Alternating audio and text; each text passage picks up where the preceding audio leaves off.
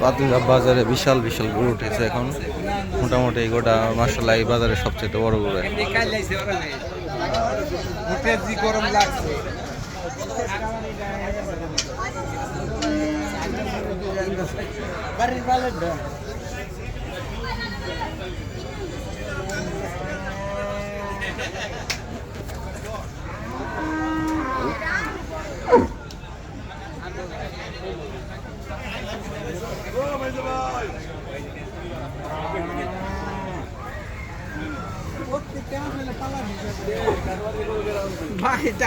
যেহেতু মাইকিং ছাড়াই আজকে গরু উঠে তো অনেক